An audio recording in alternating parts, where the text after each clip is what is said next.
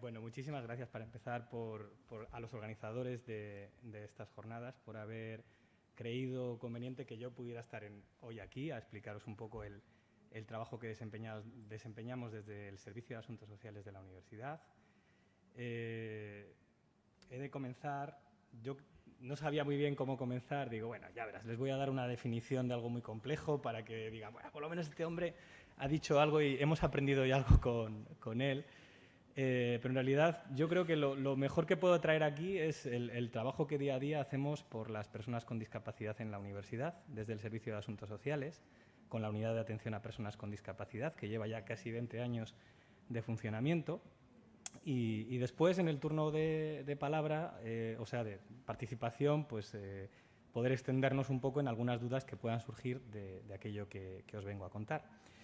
Quería, en principio, contextualizar lo que es la realidad de las personas con discapacidad en los estudios universitarios, porque los servicios de atención a personas con discapacidad atienden todas las discapacidades. Son, por un lado, son unos servicios que están integrados ya hoy en día, luego veréis los datos, pero prácticamente todas las universidades tienen un servicio de atención a personas con discapacidad que además realizan otro tipo de labores sociales o psicopedagógicas o de atención social o solidaria, y entonces atienden todas las realidades de la discapacidad.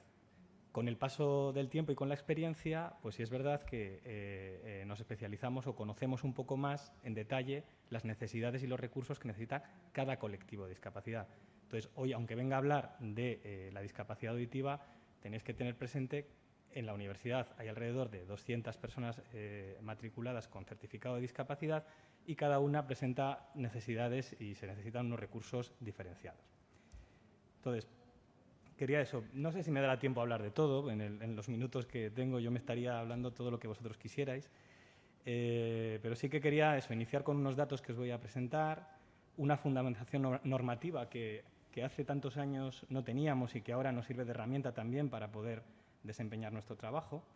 Y luego ya, pues principalmente las medidas de acción positiva que se están implementando con las personas con discapacidad auditiva en el ámbito universitario.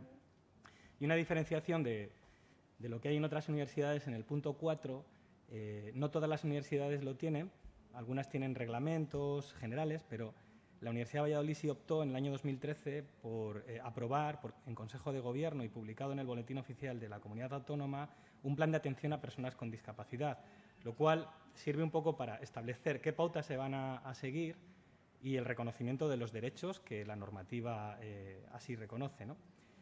Y ya finalmente hablaremos concretamente de las pautas con los alumnos con hipoacusia y pérdida total de audición.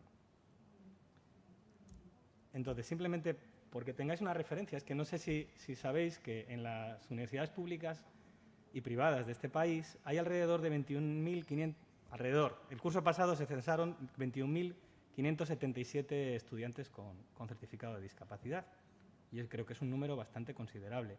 Tomé como referencia el año 2004 para que veáis un poco la evolución y aun con un pequeño altibajo que estamos sufriendo últimamente, pero vamos, yo creo que la cosa sigue incrementándose de modo regular. Entonces, alrededor de 21.000 personas con certificado de discapacidad están en las diferentes universidades de nuestro país. Es una cifra bastante considerable.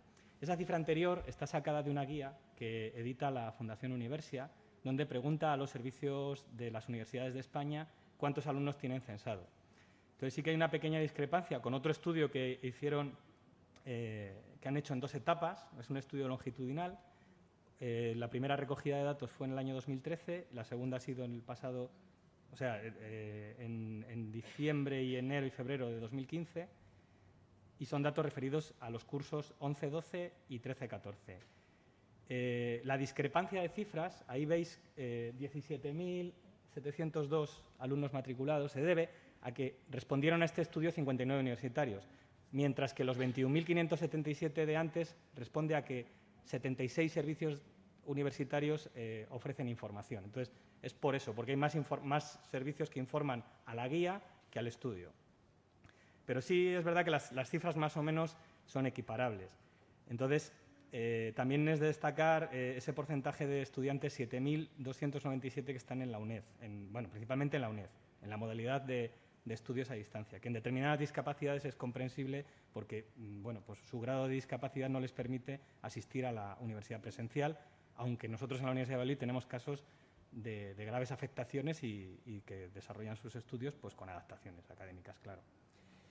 Y también quería señalaros un poco el incremento que se ha producido, sobre todo en estudiantes de posgrado y de máster, que prácticamente ha doblado la cifra entre el año curso 2011-2012 y curso 13-14.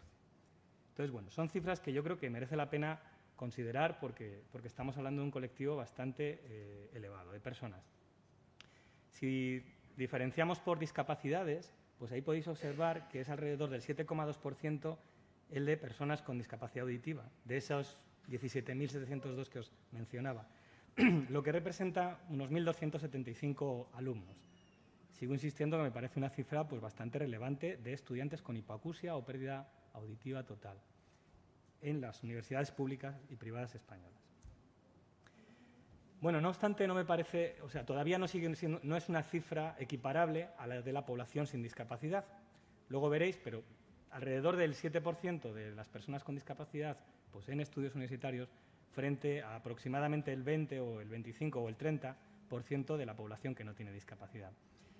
Y como señalaba el libro blanco de Universidad y Discapacidad, que se editó en el año 2013, se debía a una serie de circunstancias. Hay un abandono precoz todavía en los estudios que hace que no lleguen a la universidad, sobre todo en las enseñanzas medias y no ya incluso el bachillerato. Es decir, es difícil, por muchas medidas que se pongan de facilitar el acceso a la universidad, que sigan o que vengan en el mismo número que las personas que no tienen discapacidad si hay un abandono precoz o un cambio de itinerario hacia otros itinerarios formativos que no sean la universidad. Entonces, ya hay una presencia limitada en los niveles previos de educación a la universidad, que es lo que nos referimos al bachillerato y a los ciclos formativos de grado medio y superior. Ahí veis la cifra, el 7% de las personas con discapacidad, según las estadísticas, posee estudios universitarios frente al 20% del resto de la población. Con ello nos invita a pensar, todo ello nos invita a pensar que hay lo que se denomina también en otros ámbitos lo que es el techo de cristal, ¿no? Todavía no se ha superado el acceso normalizado de las personas con discapacidad a los estudios universitarios, ¿no? Y hay una infrarrepresentación todavía de las personas con discapacidad. Y eso que sigo hablando de 21.577 personas. Todavía se tienen que incrementar esas cifras. También os traía aquí unas cifras de Europa, ¿no? Parece ser que en España, si veis ahí las dos flechitas rojas, estamos un poquito por encima de la media, tanto en población con estudios universitarios, de edad o sea, que han superado estudios universitarios, tanto con como sin discapacidad, estamos un poquito por encima de la media. Eso no quiere decir que no haya que seguir incrementando los porcentajes y las cifras, ¿no? Y ahí veis un poco de dónde saqué lo de el 7% de estudios universitarios o equivalentes. No sé si se ve bien porque la tabla es muy pequeñita.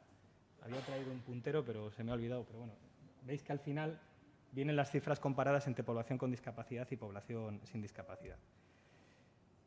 Lo mismo sucede en cuanto al abandono prematuro del sistema educativo. Y en las situaciones de discapacidad, que es esa barrita que tenéis de color amarillo, estamos también un poquito por encima de la media, pero son cifras que hay que reducir a cero. Es decir, hay que intentar evitar el abandono escolar de las personas con discapacidad y de las personas sin discapacidad. Al final, ¿a dónde llevamos con todo esto? También el abandono escolar significa diferencias en cuanto a la integración laboral, en cuanto a la integración al mercado de trabajo, que al fin y al cabo el mercado de trabajo es lo que verdaderamente puede generar la autonomía, ¿no? Por lo menos la autonomía económica para poder desempeñar una vida con independencia, ¿no? Entonces, a mayor grados de formación, ya sabéis, a mayor grados de formación, pues menores índices de desempleo. Por eso también es un importante acicate y algo que hay que mejorar para que las personas con discapacidad adquieran mayores cotas de formación, para llegar también en mejores condiciones al empleo. Solo traía esta otra tabla del mismo estudio para que veáis también que estas mismas cifras se repiten en los colectivos de la universidad, en los otros colectivos de la universidad, es decir, el personal docente e investigador y también el personal de administración y servicios donde ahí sí que está bastante más infrarrepresentada la población con discapacidad, pese a que en las convocatorias públicas de empleo pues tienen que reservar plazas para las personas con discapacidad. Bueno, y frente a todas estas cifras, ¿qué es lo que hay? Es decir, ¿cómo se preparan las universidades para atender a las personas con discapacidad? Pues como veis en esa primera gráfica, a día de hoy prácticamente el 95% de las universidades, de las casi 80 y algunas universidades que hay entre públicas y privadas, dicen que disponen de un servicio de atención a personas con discapacidad, lo declaran así en el estudio. Y veis ahí, esa es la carátula de la guía de atención a personas con discapacidad. En esa guía se puede, creo que, acceder, que edita la Fundación Universia. Es un directorio de los servicios de atención a personas con discapacidad. Es decir, que hoy en día en todas las universidades públicas y privadas de España hay un señor, una señora, un teléfono de contacto y un profesional que va a atender las necesidades educativas específicas de las personas con discapacidad. Bien, no parece que se abra, así que por seguir un poco con la... Es más, estos profesionales de los que os hablo, los técnicos de atención a personas con discapacidad, que vienen de diferentes áreas de conocimiento y con diferentes titulaciones, han constituido una red de servicios de apoyo, una red profesional que está auspiciada por la CRUE, la Conferencia de Rectores de las Universidades Españolas, la CRUE Asuntos Estudiantiles, y esa red denominada SAPDU, que suena muy mal, pero son las siglas de Servicios de Atención a Personas con Discapacidad en las Universidades, actualmente dispone de 60 universidades adheridas, es decir, prácticamente el 73% de las universidades que hay. Y en esa red profesional, donde están representadas todas esas universidades, hay pues eso, un órgano director, digamos, que es una comisión permanente, donde, bueno, pues afortunadamente ahí también contamos con la Universidad de Valladolid dentro de ese órgano que intenta establecer hacia dónde ir, ¿no? de los servicios profesionales de atención a personas con discapacidad. Finalizo con las cifras, pero creo que es interesante ir de lo nacional a nuestro contexto autonómico. En Castilla y León hay alrededor de 638 personas con discapacidad estudiando en las universidades, en las 4 universidades públicas, y si añadimos también las privadas, pero que tienen una escasa representatividad. Si veis la cifra de las privadas, pues es prácticamente IE Universidad, la única que cuenta con 10 alumnos censados o declarados con discapacidad. La Universidad Europea Miguel de Cervantes con 3, es decir, es poca la representación. También poca la trayectoria que llevan atendiendo a personas con discapacidad, y eso también lo puede explicar. Pero bueno, estamos hablando de eso, de unas 625 si son las públicas, unas 640, incluidas públicas y privadas, las personas que actualmente cursan estudios en las universidades de la comunidad autónoma. Ese es nuestro colectivo, aunque luego veréis que es más que ese colectivo. En cuanto a los datos en la Universidad de Valladolid, pues como os decía, aproximadamente unas 200 personas, este curso son 194, declaran en su matrícula que tienen certificado de discapacidad y bueno, pues la evolución también va en aumento. Por un lado tenéis los estudiantes que declaran en la matrícula que poseen discapacidad, y por otro lado los estudiantes que de una u otra manera han pasado por el Servicio de Asuntos Sociales y les hemos atendido con alguna de los recursos o programas de los cuales disponemos. Os decía que es algo más porque hay que añadir a las personas con certificado de discapacidad aquellas otras que se consideran con necesidades educativas específicas o de apoyo específico, que lo llaman ahora, antiguamente ACNES, alumnos con necesidades educativas especiales. Entonces, aquí se añaden alumnos con trastornos de atención, dislexia, trastornos de aprendizaje, TEA y demás. Entonces, nuestro público objetivo, digamos, son más de 200 personas, de las cuales pues, las personas con discapacidad auditiva o sordera, como veis ahí, representan aproximadamente el 11,5, el 12%, que en cifras absolutas serían pues eso, en torno a 15, 20 alumnos, más o menos. No me voy a enrollar con la normativa porque es muy extensa y muy amplia, y las leyes siempre apuntalan un poco pues eso, la necesidad de atender a las personas con discapacidad, pero sí que quería haceros ver que además de la normativa general, incluso de Naciones Unidas y Europea, y la Constitución Española, y la Ley General de los Derechos de las Personas con Discapacidad, e incluso la Ley Autonómica de Atención a Personas con Discapacidad. Todas ellas van glosando algún artículo que hace mención a la necesidad de atender a las personas con discapacidad en los estudios universitarios.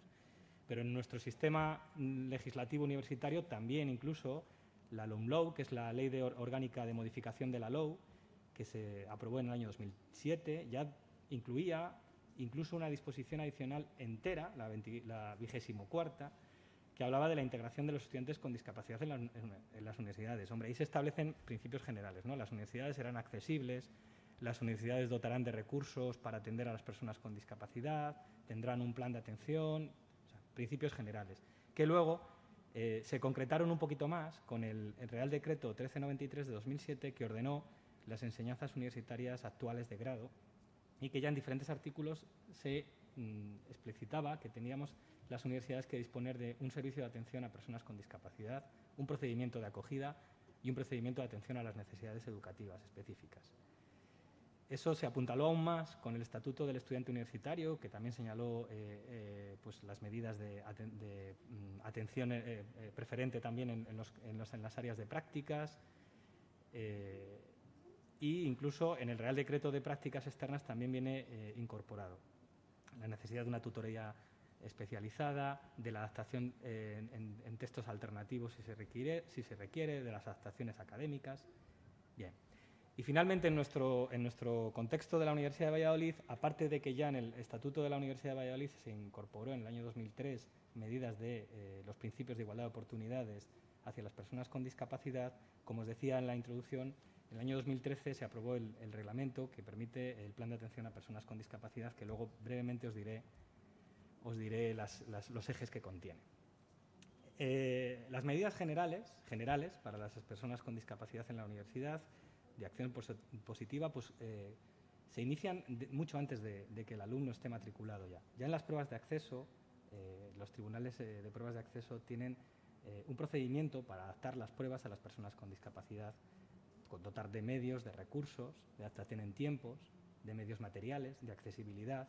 Hay una serie de medidas que hay que cumplir cuando un alumno con discapacidad se presenta a las pruebas y acredita que necesita este tipo de adaptaciones. En la universidad, como me imagino que sepáis, hay una cuota de reserva en las titulaciones para las personas con certificado de discapacidad, que yo nunca suelo decir a los chicos cuando quieren acceder para que no hagan uso de ella, sino que por sus propios méritos intenten sacar la prueba de acceso y, bueno, para que no bajen los brazos, digamos, ¿no? en el ámbito de la selectividad. Pero bueno, yo creo que ya saben que lo tienen. Además de eso está la exención de tasas, que no es más que una medida que lo que trata es de intentar facilitar mayor acceso de las personas con discapacidad con independencia de su situación económica. Hay consideraciones en las becas del Ministerio, también hacia las personas con discapacidad, sobre todo en el cómputo de la unidad de renta. Por supuesto, las universidades tienen la obligación de superar aquellas barreras arquitectónicas y de comunicación sensorial que se presenten en los edificios. Por poneros dos ejemplos, aquí tenemos en nuestra Facultad de Educación, digo nuestra porque, bueno, yo a la Facultad de Educación suelo venir como 2 o 3 veces a la semana, más o menos, por unas cosas o por otras. Pero aquí acabáis de ver que hay una rampa recién puesta. Bueno, había una rampa de acceso, pero no estaba bien. Y entonces, pues gracias también a la labor de Canal y a la labor de la Unidad Técnica de Arquitectura de esta universidad, pues han adaptado, incluyendo una rampa de acceso al edificio que por lo menos guarda unas pendientes de menores proporciones y unas áreas de descanso para que la persona que va en silla de ruedas pueda intentar llegar por sus propios medios a la facultad, aparte de un itinerario para personas ciegas. Otro ejemplo que os pondría es que este curso, por ejemplo, instalamos en el Paraninfo de la universidad, que es como el salón de actos de toda la universidad, un bucle magnético para que las personas con discapacidad auditiva pudieran seguir los actos institucionales y académicos que en ese Paraninfo se desarrollen. Podría poner pues, ejemplos como en el edificio Lucía, que tenéis aquí, que es un edificio de base tecnológica, que ha pensado en todas las discapacidades, no solo en que sea un edificio sostenible, que aproveche los recursos del entorno y demás para generar su propia energía, sino además contar con un sistema de frecuencia modulada para que las personas sordas que allí lleguen y utilicen sistemas auditivos o prótesis auditivas digitales y se puedan conectar en frecuencia y puedan seguir las explicaciones que en ese edificio se puedan dar, ¿no? Eso es lo que viene ahí en el siguiente punto, que son los productos de apoyo, y que nuestra universidad también dispone de los mismos. El cómo conseguirlos ya es otro tema, pero la universidad pone a disposición de los estudiantes y, por supuesto, también de los estudiantes con hipoacusia o pérdida auditiva, productos de apoyo para que puedan seguir el curso de sus estudios con normalidad y, sobre todo, con autonomía y independencia, es decir, que puedan ir a clase como uno más. Hay medidas en las prácticas curriculares. Bien, no sé si os preguntáis, cuando hablamos de adaptaciones, ¿a qué nos referimos? Adaptaciones nos referimos de acceso al currículum, o lo que se decía antiguamente, no sé si se sigue diciendo, adaptaciones curriculares no significativas. No sé si se sigue estableciendo esa diferenciación o no, pero se habla en la normativa, lo que hablamos es de modificación o provisión de recursos espaciales, materiales, personales o de comunicación que facilitarán al estudiante con discapacidad que pueda acceder al currículum ordinario pues, en igualdad de condiciones. Es decir, no hablamos de exenciones ni de modificaciones de contenidos, sino más bien de adaptar el medio a la persona. Un poco también en la línea de lo que señala la Convención de Naciones Unidas sobre los derechos de las personas con discapacidad, que ya desde su propia definición casi deja soslayar que la persona con discapacidad, que la discapacidad igual no es en la persona, que la discapacidad igual está en el entorno que no está adaptado a las personas, ¿no? Además de eso, que se me oye muy poquito. Se me oye muy poquito. Perdón. Pues ahora voy a intentar que se me oiga un poco más. No, hombre. Algunas de las incorporaciones que se han hecho recientemente, por ejemplo, aunque era un dato que venía ya en la propia LISMI, pero hoy en día hay una ampliación también en el número de convocatorias en los grados para las personas con discapacidad, que se determinarán en función de la justificación también de por qué se pide una ampliación del número de convocatorias. Se hacen medidas de sensibilización a la comunidad universitaria. Precisamente ahora mismo estoy en una, no en esta, sino en un curso de accesibilidad que ahora mismo se está celebrando en arquitectura y en donde también debería de estar, pero elegí estar aquí, por supuesto. Entonces se van haciendo cursos y jornadas. También estuvimos aquí hace poco en unas jornadas de accesibilidad a contenidos museísticos. A lo largo del curso vamos haciendo cursos de sensibilización, jornadas de sensibilización sobre el tema de la discapacidad. También hacemos jornadas de formación o cursos de formación al profesorado y al PAS. Estos los vamos haciendo cada 2 años aproximadamente. O sea, un año hacemos un curso para el PAS y otro año, al año siguiente, un curso para el profesorado. Y, por supuesto, coordinarnos con todo tipo de organizaciones, instituciones, entidades, todo tipo que se dediquen al ámbito de la discapacidad o que trabajen en favor de las personas con discapacidad y en favor de su inclusión educativa. Como os decía, la atención que dispensamos en la Universidad de Valladolid es hacia todas las discapacidades e incluso hacia las necesidades educativas de apoyo específico. Pero ya por ser concretos, ¿qué es lo que hacemos en el ámbito de la discapacidad auditiva? Bueno, me imagino que no creo que sea necesario definir qué es la discapacidad auditiva después de que personas que han venido antes que yo lo habrán hecho ya desde el plano clínico y educativo. Yo sí distingo en lo que es hipoacusia o que tenga algún tipo de resto auditivo y persona que tenga una sordera profunda o no tenga una pérdida total de la capacidad auditiva. Normalmente no me he encontrado con muchos casos de personas que tienen cofosis, ¿no? Que es lo que llama la pérdida total de audición. Entonces siempre hay algún resto auditivo que además hoy en día la tecnología permite aprovechar a unos extremos que yo que llevo ya unos cuantos años, pues hoy en día me parece que son muy notables, ¿no? Entonces, en lo que es en la universidad o en los estudios en general, ¿cuáles pueden ser las limitaciones que presentan las personas con necesidades educativas relacionadas con la discapacidad auditiva? Pues principalmente la dificultad de acceso a la información oral, la información de los medios audiovisuales que se utilizan en las dinámicas de clase, a las conversaciones grupales, a los trabajos en grupo. Algunas pueden presentar limitaciones también en el lenguaje oral. Hoy en día también he de decir que las personas que acceden con hipoacusia a la universidad cada vez tienen un desarrollo del lenguaje oral muchísimo más notable que en el pasado y prácticamente ya no se distingue, pero bueno, puede que el hecho de no percibir absolutamente todas las palabras que uno va pronunciando, pues también puede generar limitaciones en el lenguaje oral. Dificultades en la adquisición del lenguaje, esto viene un poco aparejado al anterior. y dificultades puede que vengan aparejadas dificultades en la lectoescritura, ¿no? En fin, en el aula, sobre todo, ¿qué estrategias o qué recursos solemos aconsejar a los profesores cuando viene un alumno con discapacidad auditiva y nos dice, mira, yo necesito apoyo? Porque puede no venir al servicio de asuntos sociales. Ya habéis visto que hay una diferencia entre los alumnos matriculados de los alumnos que atendemos. Pero si nos viene y nos dice, yo tengo dificultades, pues vamos a organizar con él un plan individual de atención en función de lo que él acredite y justifique que ha necesitado en los niveles anteriores de la educación, en bachillerato o en grados de FP, de formación profesional. Y aunque hay una serie de medidas generales que tratamos de recordar a los profesores o recomendar a través de un breve informe que enviamos, que son esto, ubicarse o procurar que el alumno se ubique cerca del profesor o en las primeras filas, tratar de favorecer el acceso visual a la explicación del profesor, cuidar las condiciones acústicas de las aulas, ¿no? Y para que los alumnos aprovechen los restos auditivos. Durante la explicación, que el profesor se coloque frente al alumno, permitir una correcta lectura labial si es el método que emplea el estudiante. Evitar esto, hay algunos profesores que pueden y otros pues lo tienen más difícil, evitar deambular por el aula, ¿no? Esto de ir explicando y darse una vuelta darle la espalda al alumno, ¿no? Que es al fin y al cabo lo que tratamos de que se evite, ¿no?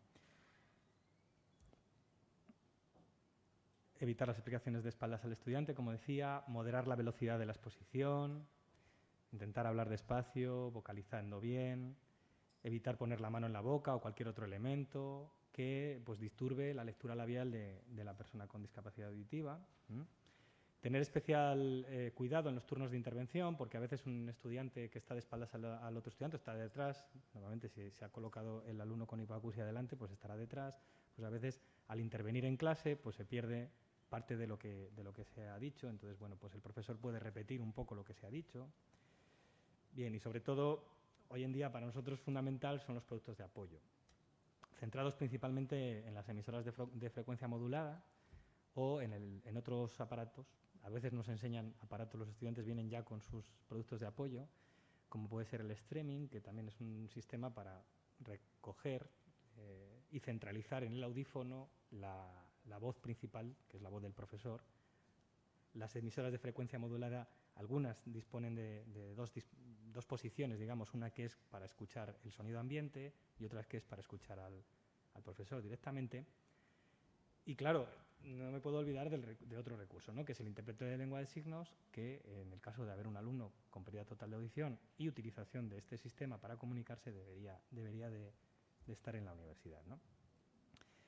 En los exámenes o pruebas examinatorias, hoy en día ya decimos pruebas examinatorias porque, como sabéis, en los estudios de grado hay controles, controlillos, exámenes, prácticas, o sea, en todo tipo de pruebas examinatorias, intentar utilizar, por supuesto, la misma metodología que para el resto de estudiantes, proporcionar información previa o información oral, darla por escrito o asegurarse de que el alumno ha entendido las explicaciones que se dan fuera del contexto de las preguntas del examen, ¿no?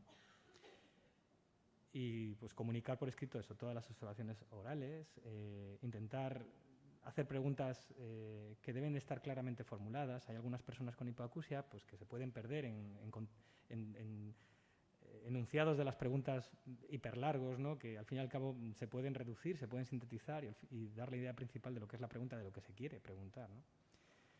En algunos casos, yo intento evitar esto, pero en algunos casos, si la discapacidad si lo justifica o si está justificado, se puede incluso solicitar un incremento del tiempo de la realización de la prueba. Esto es más propio de alumnos con ceguera, ¿no? o con discapacidad física, que por condiciones físicas, pues evidentemente no van al mismo ritmo de escritura que el resto de los estudiantes, ¿no? Y en caso necesario, pues se podría incluso la utilización de intérprete de lengua de signos también en las pruebas examinatorias, cosa que en las emisoras de frecuencia modulada en principio no se permite, porque son, no sé si conocéis lo que son un sistema de frecuencia modulada, o sea, como la frecuencia de la policía que va en frecuencia modulada. Entonces la comunicación se recoge a través de un micro y va directamente a un receptor que lleva el estudiante y bueno, pues si estás en la misma frecuencia puedes estar fuera de la sala dictando las respuestas de las preguntas perfectamente. De hecho, yo tengo ejemplos o anécdotas que me han contado los propios estudiantes de de llevarse el profesor después de la clase la emisora colgando y escuchar la conversación que tenía después con otro profesor tomando un café, ¿no? Entonces, quiero decir, en las pruebas examinatorias en principio no está permitido el uso de la emisora de FM, pero por estas cuestiones, no por otras cuestiones. Y por eso hago también hincapié en que las comunicaciones que se hagan orales durante el examen, pues cerciorarse de que el estudiante las ha comprendido, porque no lleva emisora. Nos estamos encontrando cada vez más frecuentemente en el ámbito de la universidad casos de estudiantes con implante coclear, que más o menos sabéis lo que es. Bueno, si se ha dicho esta mañana largo y tendido, sabéis perfectamente lo que es. Entonces, bueno, pues nosotros en principio pues es como otro alumno más con un dispositivo y vamos a ver cómo se puede adaptar a los recursos que nosotros disponemos o si se requiere otro recurso específico. En algunos casos la audición es prácticamente igual que la audición, bueno, prácticamente igual no, pero hay una competencia auditiva muy buena para seguir las explicaciones con completa autonomía, ¿no? Voy a ir finalizando, no sé si ya me habré pasado el tiempo probablemente, porque son muchísimas las transparencias, pero no sin antes explicaros un poco lo que es el plan de atención a personas con discapacidad. Entonces, tiene varios ejes, como todo plan, una serie de medidas, unos indicadores de evaluación, y ahora en el año 2016 tenemos que evaluarlo, y tiene un eje pues, dedicado a la accesibilidad universal, donde afecta a las personas con discapacidad auditiva, porque se habla de infoaccesibilidad, de páginas web accesibles, de ayudas y productos de apoyo. Hay otro eje, que es el de atención a los miembros de la comunidad universitaria con discapacidad. Nosotros antes nos dedicábamos a la atención de los estudiantes, pero es que hoy en día nos dedicamos también a la atención de los profesores con discapacidad, el PAS con discapacidad, e incluso los profesores que atienden a descendientes y ascendientes con discapacidad. Hay diferentes medidas para todos ellos. La atención psicológica, hay un gabinete de atención psicológica, bueno, también hay un nuevo gabinete, o un gabinete de atención logopédica que va a tener, espero, también funciones relacionadas con este colectivo, el préstamo de ayudas técnicas específicas, productos de apoyo, como lo queráis llamar, la información, orientación y asesoramiento de los recursos existentes. En el caso de los estudiantes con discapacidad, reitero un poco lo mismo, la adaptación de las pruebas de acceso a la universidad, la reserva de plazas, todo esto que os he más o menos señalado antes, incluso intentar que ningún estudiante con discapacidad se quede sin prácticas, bien por nuestros propios medios o con colaboraciones externas. En este caso, hay una cosa bastante importante que es la coordinación con los demás servicios universitarios, que luego lo veréis. También hay medidas de integración laboral para las personas con discapacidad en la universidad, por supuesto cumplir con los porcentajes de reserva y programas experimentales de formación. Medidas para el personal de administración y servicios, igual normalmente adaptación del puesto de trabajo. Medidas de sensibilización y de formación, lo que os decía de los cursos. Bueno. Y el protocolo de adaptación se resume en eso. Hay unas labores previas al acceso a la universidad, unas labores durante las pruebas de acceso a la universidad, de adaptación, unas medidas y un registro de solicitud formal durante el periodo de matrícula. Normalmente se suelen dar los primeros 15 días del cuatrimestre, según dice el reglamento de ordenación académica, para solicitar aquellas medidas que el alumno necesite. Hay un proceso de acogida, algo más que recoger la solicitud, sino ver un poco también qué tal se va integrando el estudiante en los estudios. Y luego, a lo largo de toda la titulación, pues el seguimiento del estudiante. Y últimamente, acciones de empleabilidad, que empiezan desde la reserva de plazas en prácticas hasta el contacto con entidades que facilitan la integración laboral de las personas con discapacidad. El objetivo es hacer un itinerario aplicable a cada caso, con medidas suficientemente generales como para cumplir los derechos y la igualdad de oportunidades y suficientemente específicas o lo razonablemente específico para atender la demanda o la solicitud concreta del estudiante. Finalizo diciendo que esto no es una labor que pueda hacer solamente el secretario de Asuntos Sociales. Si no cuenta con el apoyo, y así es como yo me veo normalmente reflejado, contando con el apoyo de todos los servicios de la universidad e incluso de muchas administraciones y recursos de fuera de la universidad. Dentro de la universidad, pues desde el propio servicio de pruebas de acceso, la unidad de atención la unidad de arquitectura a la hora de superar barreras, las propias asociaciones de estudiantes, todos los equipos de canales y directores de todos los centros y facultades que nos ayudan, los propios directores de departamento, los servicios universitarios de empleo, de alumnos, las residencias universitarias que tienen que tener habitaciones adaptadas, el servicio de deporte, el servicio de información, incluso el servicio de relaciones internacionales, porque hay una serie de becas también Erasmus, hay un complemento a la beca Erasmus para estudiantes con discapacidad. Entonces, no es una labor que se pueda hacer uno desde su servicio de asuntos sociales, sino que, como la discapacidad misma es transversal, tiene que ser transversal a todos los servicios, recursos, edificios, departamentos y facultades que hay en la universidad. También nos coordinamos principalmente con las gerencias de servicios sociales de las 4 provincias en las que la universidad dispone de campus, las direcciones provinciales de educación, mucho con las entidades de personas con discapacidad, con los otros servicios de apoyo a estudiantes con discapacidad, con otras administraciones públicas y con cualquier otro recurso que haya que pretenda la inclusión educativa de las personas con discapacidad. Así que, pues, esto es un poco el resumen de lo que os quería comentar. Muchas gracias.